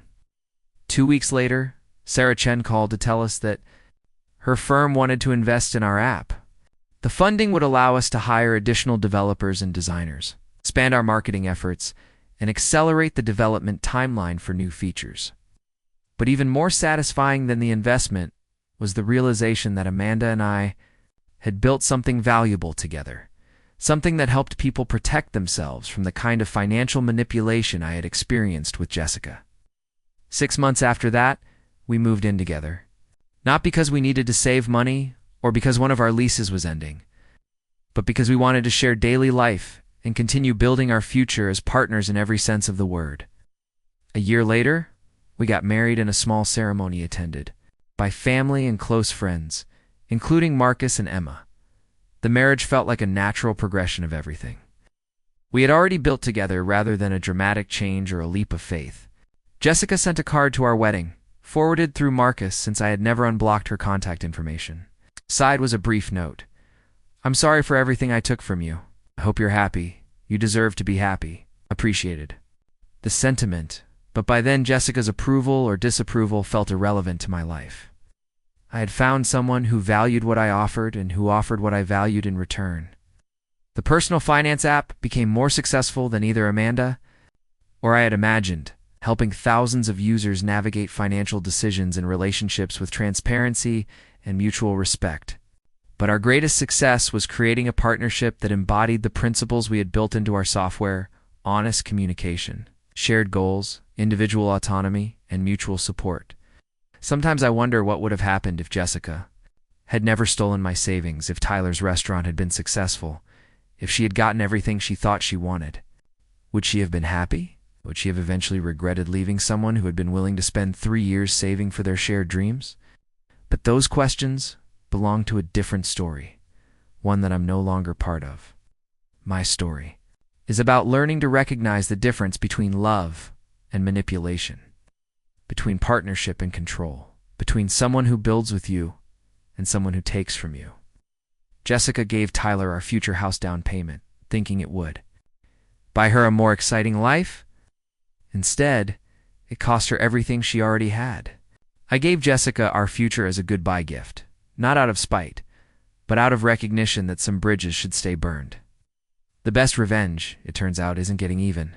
It's building something beautiful with someone who deserves your trust. Jessica's face went white as the implications of what Tyler had just admitted sank in. "Tyler, what are you saying?" "I'm saying this whole situation has gotten out of hand," Tyler replied, his voice taking on an edge of panic. "I never asked for anyone's life savings. I thought Jessica had money to invest. You thought I had $80,000 just lying around?" Jessica's voice rose to near hysteria. "I'm a marketing manager at a real estate firm. Where exactly did you think that kind of money came from?" The cracks in their relationship were becoming visible in real time. I found myself watching with fascination as Tyler revealed his true character under pressure. "I don't know," Tyler said defensively. "Rich family, inheritance, savings account. I didn't ask for a financial biography, because you didn't care where it came from, as long as you got it," Amanda observed quietly. Tyler spun toward her with undisguised hostility. "Look, whoever you are, this is between Jessica and Ryan. You need to mind your own business." "Actually," I interjected, "Amanda is my business partner, and since you just implicated yourself in knowingly accepting stolen funds, this very much is her business." "Nobody stole anything," Tyler snapped, but his confidence was evaporating rapidly. "Jessica had legal access to that account." "Legal access doesn't mean moral authority," Amanda replied, "and it certainly doesn't mean you can claim ignorance. About the source of the funds, when you clearly knew they came from a joint account? Jessica had been standing frozen during this exchange, but now she seemed to snap back to awareness. Tyler, tell them about the restaurant. Tell them how successful it's going to be. Tyler's hesitation was telling. The restaurant it's a work in progress. What does that mean? I asked. It means we've hit some unexpected challenges with permits and construction costs. What kind of challenges? Amanda pressed. Tyler's discomfort was obvious now, the kind that require additional capital investment to resolve. The pieces clicked into place with sickening clarity. You already spent the $80,000, I said. It's not spent. It's invested in necessary infrastructure improvements. What infrastructure improvements? Kitchen equipment. DINING. Room renovations, permit fees, staff recruitment costs. Each item on Tyler's list sounded more desperate than the last. I realized that not only had he taken my life savings, but he had probably burned through it in record time on what sounded like basic startup costs that should have been budgeted from the beginning. How much of the $80,000 is left? Amanda asked directly. Tyler's silence was answer enough. All of it? Jessica's voice was barely a whisper. Tyler, please tell me you didn't spend all of it. I told you it's not spent, it's invested. The restaurant is going to be incredibly profitable once we work through these initial challenges. What challenges?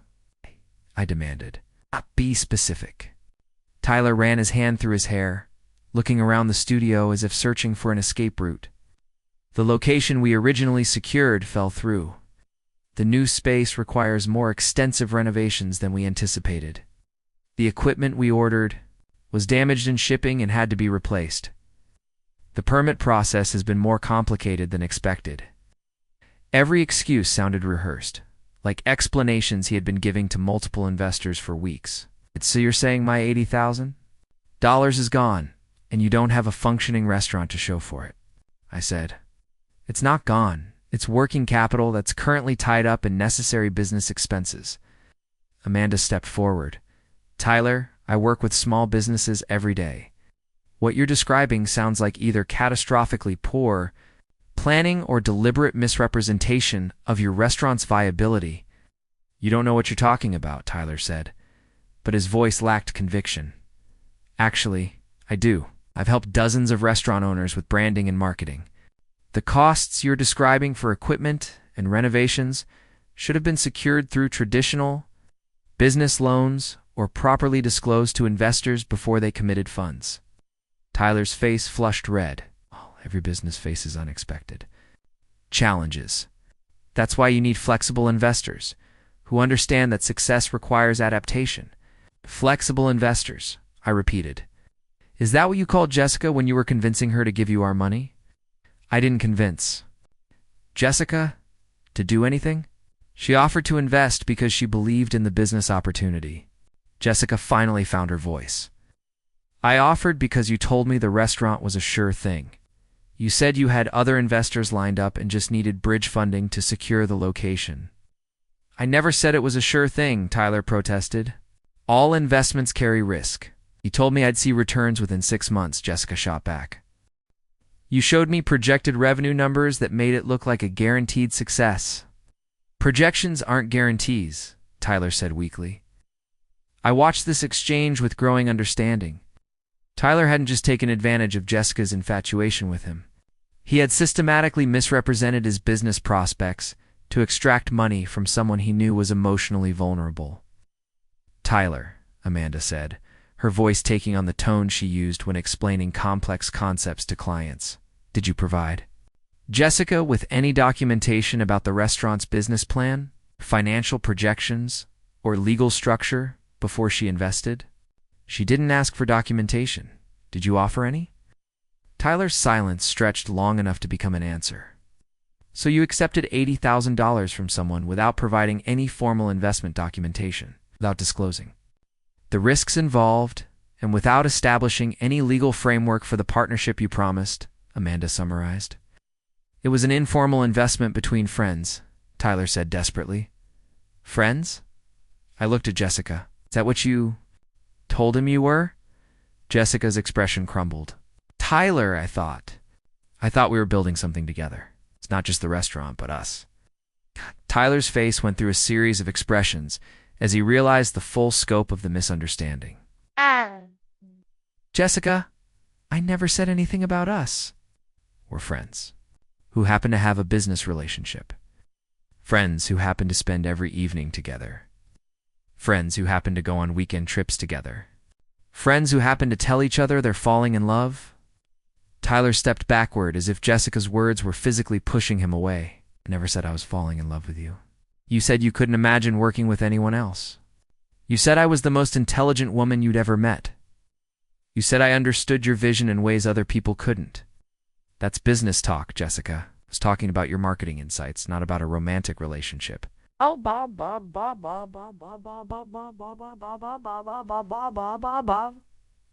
Devastation on Jessica's face was complete and heartbreaking. In the span of 5 minutes, she had lost both her financial investment and her romantic fantasy. But we spent so much time together. You took me to expensive restaurants, bought me gifts, treated me like a valued business partner, Tyler finished. Which is what you were. I found myself feeling genuinely sorry for Jessica, despite everything she had done to me. Tyler had manipulated her emotions just as effectively as she had manipulated my trust, and now she was facing the consequences of both betrayals simultaneously. Tyler, I said, my voice calmer than I felt, I'm going to ask you one more time. How much of my money is recoverable? Tyler looked around the room as if searching for support that wasn't coming. The money is tied up in business assets. If you wanted to liquidate your investment, you'd need to wait for the restaurant to open and start generating revenue. What assets? Amanda asked. You said the location fell through, the equipment was damaged, and the permits are delayed.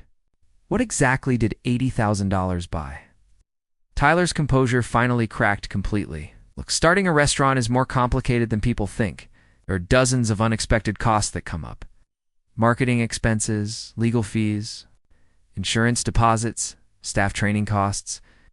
You spent $80,000 on startup costs without securing a location or functioning equipment.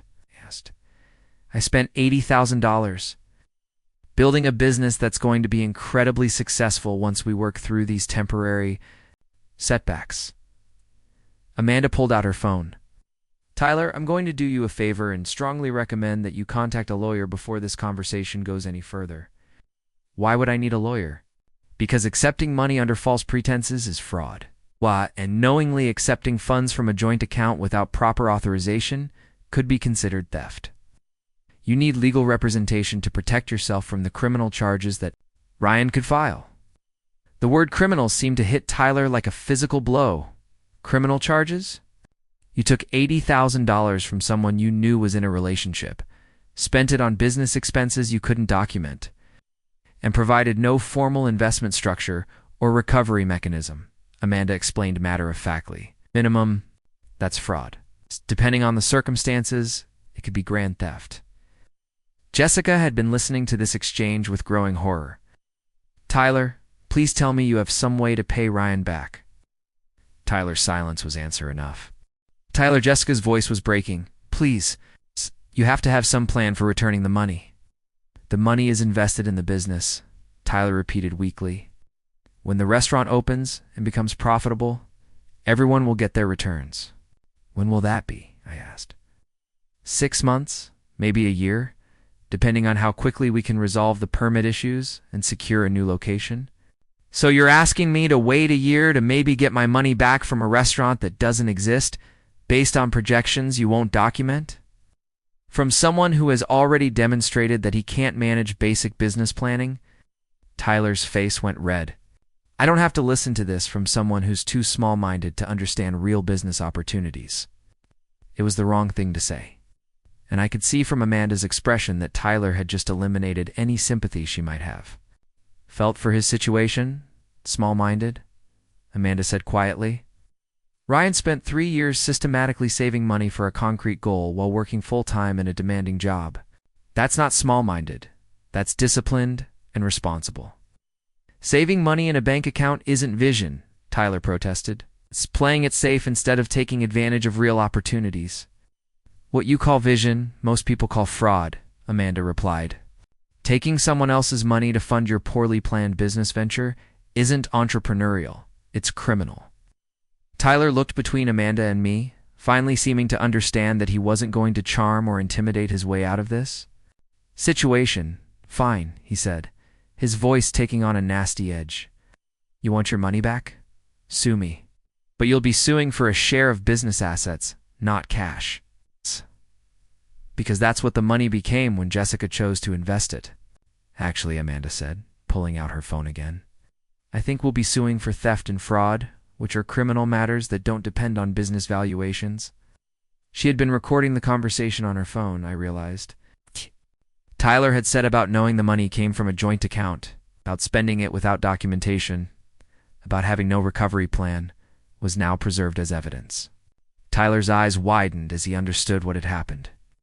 You can't record someone without their consent. Actually, Colorado is a one-party consent state, Amanda replied calmly. As long as one person in the conversation knows about the recording, it's completely legal. Jessica looked between Tyler and Amanda with dawning comprehension. Tyler, what have you done? I haven't done anything illegal, Tyler said, but his voice lacked any conviction. You've just admitted to accepting money you knew came from a joint account, spending it without documentation, and having no realistic plan for recovery, I said. In front of a witness, on a recording, after being clearly informed that the money was taken without my consent. Tyler's confident facade had completely collapsed. He looked smaller somehow, less imposing. Like a man who had suddenly realized he was in much deeper trouble than he had anticipated. Jessica, he said desperately, tell them this was your decision. Tell them you had every right to invest that money. Jessica stared at him for a long moment, and I could see her processing everything that had just been revealed. The man she had risked everything for, the vision she had been so certain about. The future she had traded our relationship to pursue had all been built on lies and wishful thinking. No, she said quietly, I won't tell them that. Jessica, you have to. If you don't support me on this, we're both going to face serious legal consequences. Jessica's voice was hollow. Tyler, 5 minutes ago you told me we were just business partners. Now suddenly we're we again. Tyler's desperation was palpable now. Jessica, please. Do you know how much this restaurant means to me? You know how hard I've worked to make this dream a reality? I know how hard Ryan worked to save that money, Jessica replied, looking at me for the first time since Tyler had arrived. And I know that I stole it from him to give to you. It was the first time Jessica had used the word stole to describe what she had done, and hearing her acknowledge the reality of her actions felt like a small victory. You didn't steal anything, Tyler said frantically. You made an investment decision. Chose to put your money into something with real growth potential instead of letting it sit in a savings account. It wasn't my money, Jessica said, her voice getting stronger. It was our money. Ryan's and mine. And I gave it to you without his permission because I thought you cared about me. Tyler's mask finally slipped completely. Jessica, I never led you on. I never promised you anything beyond a business partnership. You took me to expensive dinners. You bought me jewelry. You told me I was brilliant and sophisticated. You made me feel like I was part of something important. I was networking. With a potential investor, Tyler said brutally, that's what business development looks like. The cruelty of his dismissal seemed to shock even him, but the damage was done. Jessica stared at him with the expression of someone who had just understood the full scope of how badly she had been used. Get out, she said quietly. Jessica, we need to figure out how to handle this legal situation together. Get out, she repeated, her voice stronger now. Get out, and don't ever contact me again. Tyler looked around the room one more time, seeming to realize that he had lost any chance of managing the narrative or avoiding consequences. This isn't over, he said, looking directly at me. You can't prove fraud just because a business venture didn't work out exactly as planned. Actually, Amanda said, consulting her phone, we can prove fraud because you just admitted to misrepresenting your business prospects to someone you knew was emotionally vulnerable. And because you accepted money without providing proper documentation or establishing legal investment structures. Tyler stormed out of the studio without another word, leaving Jessica standing alone in the middle of the room, looking more lost and broken than I had ever seen her. The silence that followed his departure was heavy with the weight of everything that had just been revealed. Jessica had lost her money, her romantic fantasy, and her last shred of moral authority in the span of 20 minutes. "Jessica," I said gently, "are you okay?" She looked at me with tears streaming down her face. "No," she whispered. Hey. "I'm not okay. I don't think I'm ever going to be okay again." Amanda and I stood there watching Jessica cry, and I felt something I hadn't expected. Genuine compassion for the woman who had destroyed our life together. She looked smaller now, diminished by the weight of understanding how thoroughly she had been deceived. "Jessica," Amanda said gently, "do you have somewhere safe to go tonight?" Jessica wiped her eyes with the back of her hand. "I can't go back to the apartment I was sharing with Tyler. I don't even know if my name is on the lease." "What about friends? His family?" "Most of our friends were really Tyler's friends, and I can't face calling my parents and explaining that. I threw away a 4-year relationship and lost $80,000 for a man who was using me." I found myself speaking before I had fully decided what to say. "You can stay at the loft tonight. I still have the key, and you need time too. Figure out your next steps." Both women looked at me with surprise. Amanda's expression was questioning but not disapproving, while Jessica looked like she couldn't believe I was offering help after everything that had happened. "Ryan, I can't ask you to do that," Jessica said. "You're not asking. I'm offering. One night so you can collect your thoughts and make a plan." "Why would you help me after what I did to you?" I thought about that question for a moment. Because seeing someone get destroyed by their own bad choices doesn't make me happy. And because the person you used to be wouldn't have deserved what Tyler just put you through. Jessica nodded gratefully, tears starting fresh. "Thank you. I know I don't deserve your kindness." "Maybe not," I said honestly, "but that doesn't mean you don't need it." Amanda squeezed my hand, a silent signal of support for my decision. It was one of the things I had come to love about her. She trusted my judgment even when she might have chosen differently. We walked Jessica back to the loft, the familiar building, looking strange and dreamlike in the evening light. The apartment felt like a museum of our former life together, photos still on the walls, furniture we had picked out together, the coffee table where we used to plan our future over Sunday morning breakfast. "I'll sleep on the couch," Jessica said quickly. "I don't want to presume anything. Take the bedroom," I told her. "Amanda and I will head back to my place."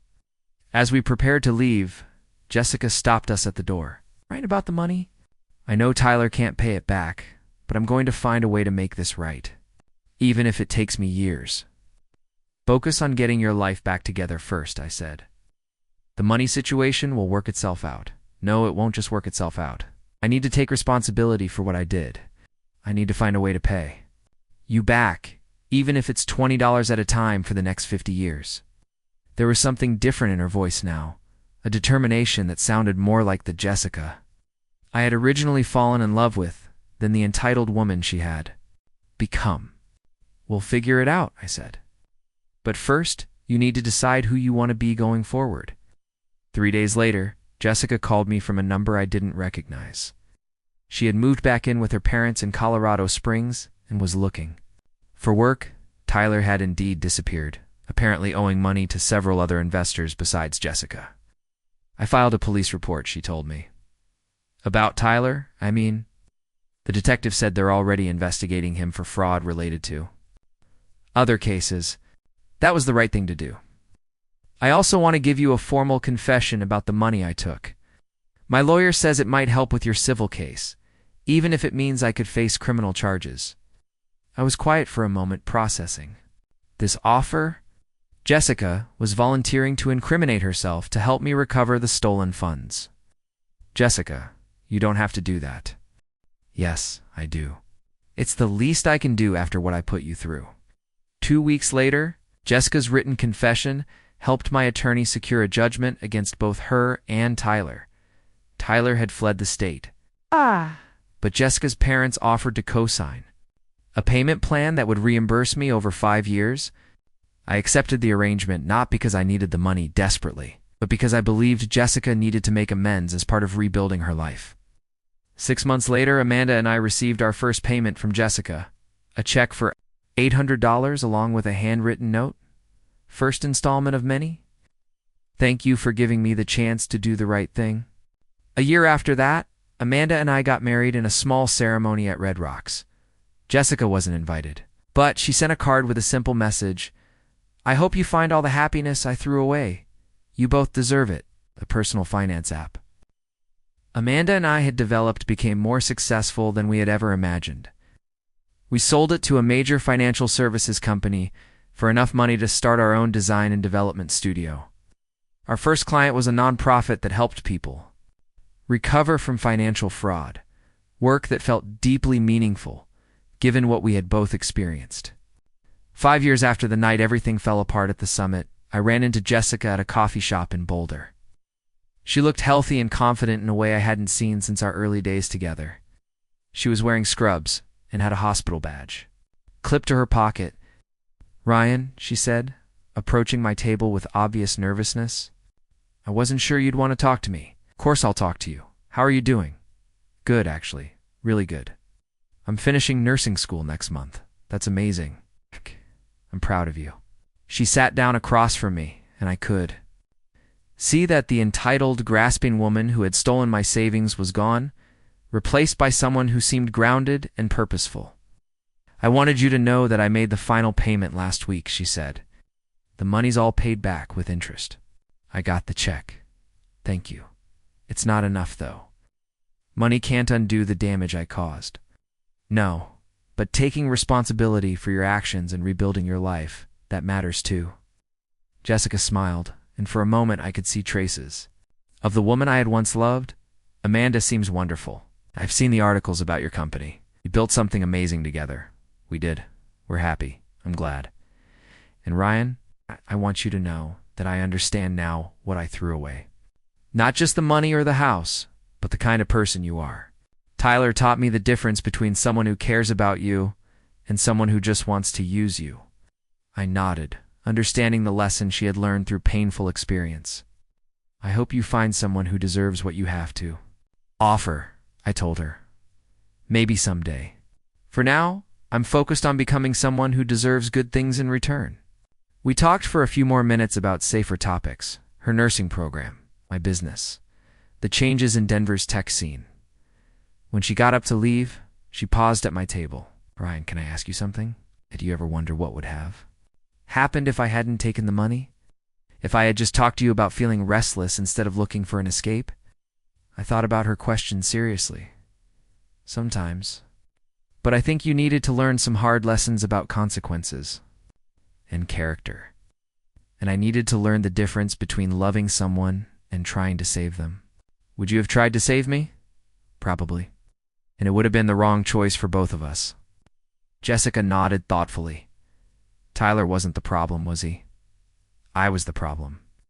Tyler was just the symptom. I think you know the answer to that. She left with a final thank you, and I never saw her again. But 6 months later, I received a wedding invitation with her name on it, marrying a fellow nursing student in a small ceremony in Colorado Springs. I didn't attend, but I sent a card wishing her happiness. Amanda and I built a life together, based on trust, mutual respect, and shared values. We never talked about Jessica much, but when we did, it was with the understanding that my former fiancé had given us an unexpected gift.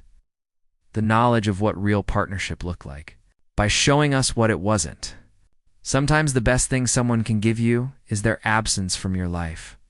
Jessica gave me my future by taking herself out of it, and I gave her the chance to become someone better by letting her go. You've got 2 more standout stories right on your screen. If this one hit the mark, you won't want to pass these up. Just click and check them out.